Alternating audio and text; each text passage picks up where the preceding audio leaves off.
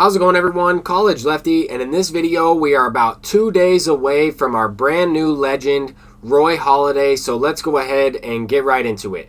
SDS went ahead and revealed another clue, so we'll talk about that. We'll talk about how it lines up with Roy Halladay, and we'll also talk about the brand new Battle Royale content, the new event content that we have released in MLB The Show 22 today. So we had this code over the weekend, right? They revealed Carlos Delgado yesterday. They revealed Ryan Howard over the weekend. And as soon as I saw this, I'm expecting Roy Halladay. But they also revealed Shane Victorino today. And it was a slightly different version from the one I was expecting. I thought it might be a postseason card from 2009. They went ahead and chose the All-Star card from 2009. So it is going to be an 85 overall. And I would expect to see, a couple more diamonds in this program. Maybe Diamond Roy Oswalt, Diamond Jimmy Rollins, Diamond Cole Hamels, Diamond potentially Cliff Lee. I don't know. I'm excited about the program. I think we're going to have, a few different players. I talked about it in my previous video. I wanted to kind of go through this one more time, right? I was predicting a few of these guys to be the boss, and that was not the case. We are going to get Roy Halladay. It's really the only card that I could imagine. I don't know of any other Phillies/Blue Jays players that would have this much hype behind it. And I was really hoping for a Roy Halladay at the beginning of the year. Mentioned that in my previous video as well. But anyway, we have a ton of brand new cards to talk about. We have a brand new Battle Royale 3 program featuring 94 overall Jim Edmonds. I'm excited about this card. He's very good. But we're going to go through the bronze and silver cards to start it off. We get 72 overall rookie Justin Verlander. These cards are going to be extremely important in the big collection that is probably coming out within the next 2 weeks. We also have Jose Ramirez, rookie card. Grady Sizemore, veteran card. Not the greatest lefty, doesn't have that great of attributes against righties, but does have pretty good contact against lefties. Maybe a guy you might take as a bench bat in BR. But this next card, 74 overall Lou Brock, would probably be a better bench bat against righties, but also confirms the fact that he is in the game. We're getting to the silver cards, 79 overall Trey Turner. This card will probably play a lot better than his attributes represent, just based on how fast he is, his quick swing. He plays a good amount of positions. Zach Wheeler for a 75 silver. Ryan Howard for a 79 silver. Solid power against righties. Definitely a guy you might want to pick up in Battle Royale. Brian Wilson, fastball, cutter, fastball. So nothing but fastballs. But this card might be decent in BR. 82 rookie Julio Teheran. And I have not seen this card for a really long time. I want to say MLB The Show 16 or 17. All-Star Kevin Youkilis, 80 overall. Not really a guy that I'd be looking to use.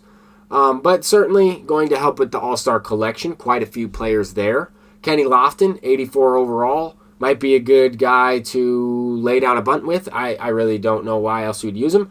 82 Lee Smith. Solid reliever. Might use this card in a future event or, I guess, Battle Royale. 94 Jim Edmonds. This card is really solid. 125 power versus right. His vision is a little lower, which is going to affect his timing window. But 93 contact and 104 contact in terms of splits is pretty solid. He's not a part of the BR Flawless pack, as I mentioned earlier, 90-point program mark. The two Flawless cards are 94 Joe Morgan and 93 J.R. Richard. If you notice, you cannot get the original BR cards in that pack any longer. Eventually, we will get some of those BR rewind packs or whatever the case is. But I did pick up Pedro Martinez and the 90 overall Chipper Jones. This J.R. Richard card looks a lot better to me than the Joe Morgan card, even though it is a 93. I think Joe Morgan's good, right? He is great. Better than I was expecting versus lefties, which is awesome. But J.R. Morgan has outlier 2 on the fastball. That might be a value there. I think that he'll be pretty good. Although all 4 of his pitches are thrown hard. We do have a headliner pack featured in this Battle Royale program. This is going to affect the price of Ketel Marte, especially if we get more of these set, 12, 13, 14 headliners included in the future events, in future programs. That is going to affect their price. We also got the Signature Series Bruce Sutter card in the brand new headliner pack. Definitely a solid card Mainly known for the splitter. I would really use this card for that splitter slider combination. Fastball you'd want to use sparingly. He only has those 3 pitches. More of a finesse pitcher. We'd have This Is Not the Moonshot event. We have any players, max team overall, 92. And some pretty good rewards here, right? We have a couple headliner packs right there. We have an event rewind pack. We have a reward at 8 wins and 12 wins.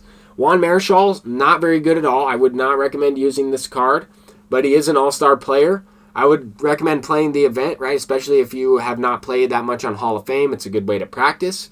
We also have 92 overall Dante Bichette at 12 wins.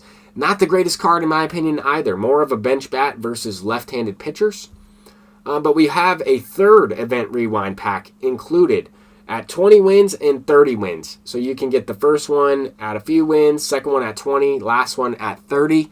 For the remaining portion of the video, I kind of want to talk about a little bit of investments, or at least a few cards that I have invested heavily in.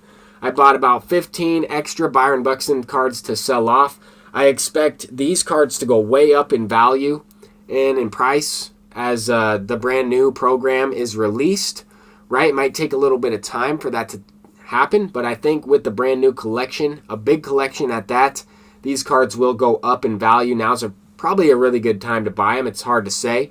I bought some of these cards between 50 stubs and 125 stubs. Most of them at quick sell value. A few of them I did overpay though. So you can still make stubs here, right? You can buy and sell these cards and flip them. I am buying and holding though. But with that being said, right, I also have a couple other players that I have invested in. Any of these 85 or 86 overall diamonds that don't have any buy order, you can put up, a minimum quick sell value buy order for those cards. For example, 85 David Price, you put in 3,000 stub buy orders. There is no risk involved whatsoever, because if that card just doesn't go up in value, you can always quick sell the ones you have and get those 3,000 stubs right back. So that's what I'm doing with David Price. I also talked a little bit about that with Richie Ashburn, although his price has gone up a little bit since the new ranked seasons came out. I think that's how you get them. But it's important to keep in mind all of this stuff that's happening. I have a feeling we're going to get a Takashi Okazaki program in here, kind of like we did with the Cover Athlete program, like we did with the Big Dog program. I think we're going to be able to earn one of these Takashi players, other than Carlos Delgado and Joe Morgan, for free by grinding out the program. I think they're trying to prepare us for that big collection. But that's going to do it for this video. Keep in mind that this stuff could happen on this updated schedule, right? We might have some of the stuff I'm talking about implemented pretty soon. But that's going to do it. I'm College Lefty, and peace out.